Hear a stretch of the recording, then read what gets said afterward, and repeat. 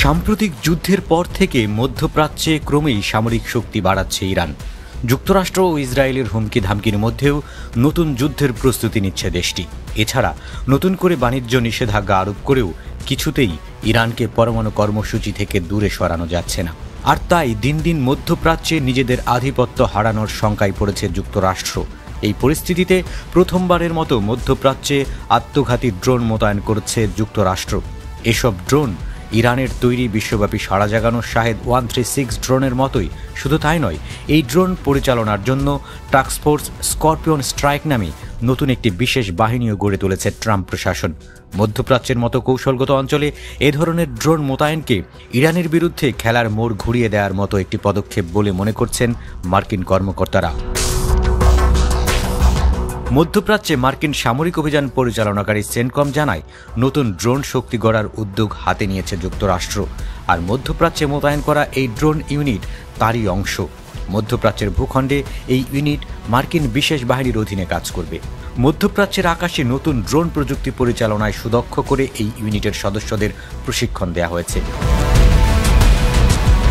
এই বাহিনীতে প্রায় 20 থেকে 25 জন সদস্য আছে। এসব আত্মঘাতী ড্রোনগুলো স্থাপন ও পরিচালনা করবে। লুকাস নামের এই ড্রোন দেখতে এবং ক্ষমতার দিক থেকেও ইরানি শাহেদ 136 এর মতো। এর নকশা তৈরি করেছে অ্যারিজোনার একটি প্রতিষ্ঠান ও মার্কিন সামরিক বাহিনী। অবশ্য ইরানের হুমকি মোকাবেলায় কতগুলো ড্রোন মধ্যপ্রাচ্যে মোতায়েন করা হয়েছে সেই সংখ্যা প্রকাশ করেনি যুক্তরাষ্ট্র।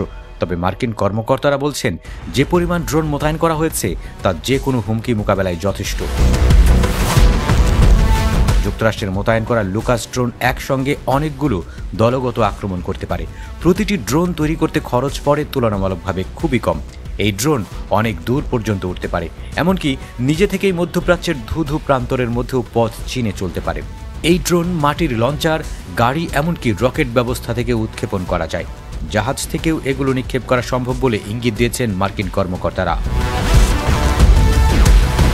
লুকাস ড্রোনের মূল নকশা এসেছে ইরানের শাহেদ 136 থেকে। মার্কিন সামরিক বাহিনী ইরানের ধ্বংস হয়ে যাওয়া একটি শাহেদ ড্রোন পেয়ে সেটির সব অংশ খুলে নিজেরা এই ধরনের ড্রোন তৈরি করেছে। মার্কিন কর্মকর্তারা বলছেন, এটি প্রায় পুরোপুরি শাহেদ ড্রোনের মতোই। সমর বিশেষজ্ঞরা বলছেন, ইউক্রেন যুদ্ধে শাহেদ ড্রোন ব্যবহার করে ব্যাপক সফলতা পাচ্ছে রুশ বাহিনী। এছাড়া ইসরায়েলের বিরুদ্ধে গত কয়েকটি অভিযানে এই ড্রোন ব্যবহার করেছে ইরান। ড্রোনগুলো বেশ সস্তা হওয়ায় একসাথে অনেকগুলো উৎক্ষেপণ করা যায়। যুক্তরাষ্ট্র বুঝেছে, বিপুল সংখ্যায় সস্তা ড্রোন ব্যবহার করলে প্রতিপক্ষের আকাশ প্রতিরক্ষা ব্যবস্থা সহজে দুর্বল হয়ে পড়ে।